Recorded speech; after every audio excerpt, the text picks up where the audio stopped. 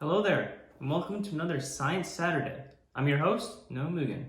I hope we've had a cool, relaxing summer, and we're glad to have you back.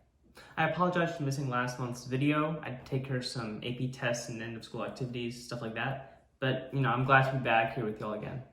In today's video, we're going to be delving deeper into the science of phase changes.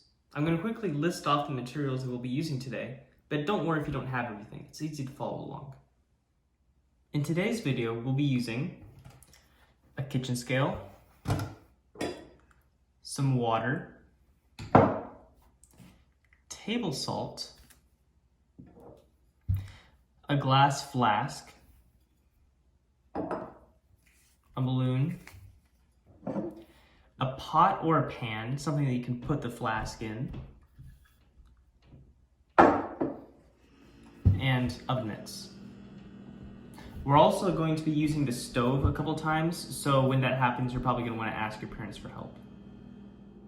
After so long, we've finally reached summertime. School's out, we can finally relax and have some fun in the sun. However, since we live in Texas, that also means we have to deal with some scorching temperatures. Now, in our past videos, we've covered how heat works and why in the summertime the temperature goes up. However, we really haven't covered how heat will affect certain objects, like this ice cube. Specifically, why heat will turn this hard solid into a liquid that we call water. That's what we're going to be covering today. Every substance is made up of tiny building blocks called atoms. Each atom is a different element. Different types and numbers of atoms can group together to form molecules, small groups of atoms which make up lots of things. For example, water is made up of a molecule called dihydrogen monoxide, which is really two hydrogen atoms bonded to an oxygen atom. There are three main states that matter can be in: solids, liquids, and gases. Solids, like this ice cube I have here, are made of atoms or molecules bonded together in a very rigid structure. The atoms or molecules can't really move, and as such, they're stuck where they are. And so the object retains its shape. Liquids, like this water I have here, have broken those rigid bonds that solids have, which allow them to flow freely and take the shape of their container. However, there are still some weaker intermolecular bonds between the water molecules in this, which keep them from floating away. Gases, like the air in this balloon, have broken those bonds, keeping them together, which allows them to freely fill any container that they're in. If I were to open this balloon up, the gas inside would just spread out and, fill the rest of the room. Now, substances will change their state depending on the temperature. For example, when water is really cold, it's a solid, as ice. If we were to heat up that ice, it would melt and then turn into liquid water. And then if we heat up that liquid water even more, it would boil and turn into a gas called water vapor. When matter goes through one of these three state changes, it's called a phase change.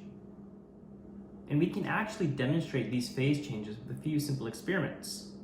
For this one, you're going to need a glass flask, some water, and a scale. First, pour the water into the glass flask and measure the volume. Right now, there are around 200 milliliters in here. Now use a scale to measure its mass. Right now we have 311 grams. Now remember, that's the mass of both the flask and the water inside. Now put the flask in the freezer and let it freeze. Once the water is frozen, take it back out and measure its volume. You should see that the volume has slightly increased from the 200 milliliters that we saw yesterday. But now measure the mass of the flask. You should see that it has the exact same mass that it did earlier. For this, it's going to be 311 grams. But how can that be? The volume of the ice has increased from when it was water, but there's the same amount of mass. Well, it actually has to do with the structure of ice itself. Usually when a liquid turns into a solid, the molecules will actually clump together and it will get denser and the volume will decrease. However, ice is a little different. When water molecules freeze, they crystallize and form a structure that puts them farther apart than they would be when they're just in a liquid. This causes the volume to expand, and when water freezes and turns into ice, it'll expand and press against the sides of whatever it's in. This is how when water gets into a little crack in a rock, it can actually break the rock, because when it freezes and the ice expands, the ice won't have anywhere to go, and it'll crack the rock open as it increases its volume. Next, we can show the phase change from a liquid to a gas. For this experiment, you're going to need that same flask, some liquid water, a balloon, a pot or pan, preferably a pot, and a stove. Since we're using the stove, I recommend that you get your parent for this one, just because, stoves are hot and burns are painful. First, pour some water into the flask and place the balloon around the top.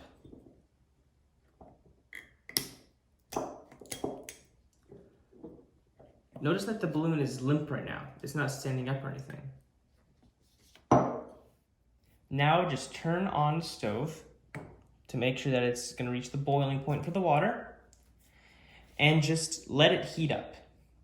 As it heats up, the water inside the flask is going to reach the temperature required for it to become a gas. As that happens, the water vapor is going to fill this balloon, causing it to fill up.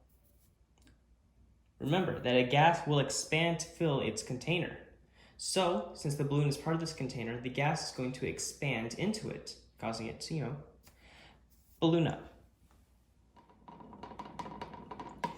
As you can see right now, the liquid water inside the pot has reached the temperature required for it to become a gas.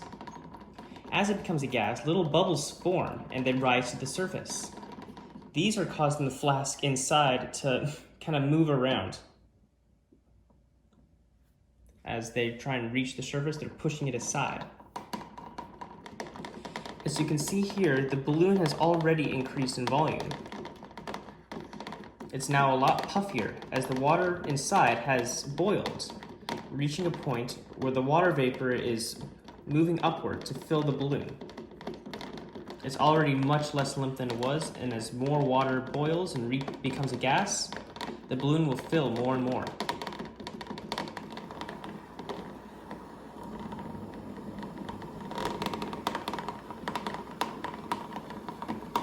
And as you can see here, the water inside has reached a point where the gas has fully filled the balloon. It's now sticking straight up as so much water vapor has been created inside the flask that it's going upward and filling the balloon. I can feel the pressure with my hands, and if you're doing this along with me, I hope you can too. All that liquid inside has reached a point where the energy has allowed it to break the bonds holding the liquid water molecules together. They have been set free and become a gas to fill this balloon as we see here. But the question is, why exactly does heat cause this change? Well, the answer can actually be found in the nature of heat itself. If you remember from the heat transfer video, heat is really just the vibration of molecules. The higher the temperature of something is, the faster its molecules are vibrating, and so the more energy they have. When a substance goes past a certain temperature, it'll have enough energy to actually break free of the bonds holding it together, which allows a solid to become a liquid, or a liquid to become a gas. As we add heat energy to this ice, the molecules inside are vibrating faster and faster. As they gain more energy with that, they're able to break the bonds holding the ice molecules together, like a dog breaking off the chain. After that, as you can see, more liquid water is forming as they're able to flow more freely. As we heat up those water molecules even more, they're going to start vibrating even faster, which will allow them to break the bonds holding them together as a liquid. This allows them to escape as the gas we see here, water vapor. It's boiling from a liquid into a gas. Different substances require different temperatures to change between the states because their bonds have different strengths. In water, weak bonds form between the positive hydrogen atoms and the negative oxygen atoms, which make up the molecules. In something like table salt, however, which is made of sodium chloride, much stronger ionic bonds form between the sodium and chloride ions. This means that the energy required to melt water is nowhere near enough to melt salt. While water melts at 32 degrees Fahrenheit, table salt won't melt until the temperature is 1,474 degrees Fahrenheit. That's really hot and a lot of energy. You can actually show this difference in boiling points through a process called distillation. For this, you're going to need the flask again, some water, salt, a pot or a pan, and the stove. Since we're using the stove, again, you're probably going to want a parent to help with this one because stove is hot and burns hurt. First, get your flask and fill it up with water. Then, get some salt and pour that into the flask. We're making salt water today. Mix it up thoroughly. You want the salt to be completely dissolved in the water. See how there's still salt in the bottom of the flask? That means I need to add more water to be able to make the salt dissolve. Now that the salt is completely dissolved in the water, you're going to take your flask and the pan to the stove. Now, you're going to pour the salt water from the flask into the pan.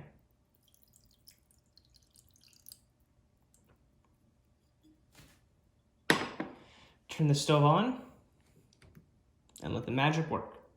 As the temperature increases, the water is going to reach a point where it has enough energy to escape as a gas. However, there will not be near enough energy for the salt to become even anything other than a solid.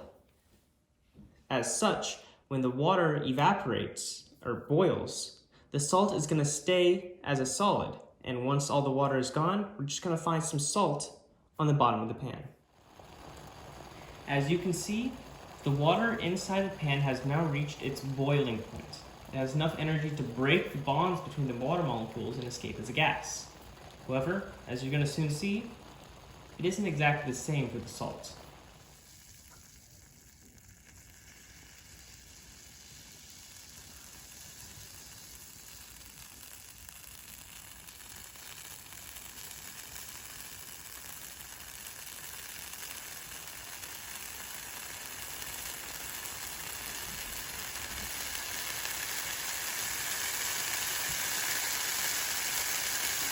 And as you can see now, all of the water has evaporated, leaving only salt inside the pan.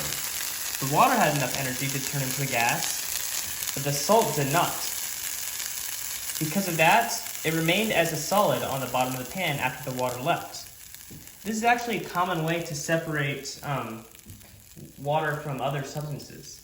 If you're out in the ocean and are surrounded by salty water, you can use distillation to remove the salt from the water and collect the water vapor somewhere else to cool it down into drinkable water.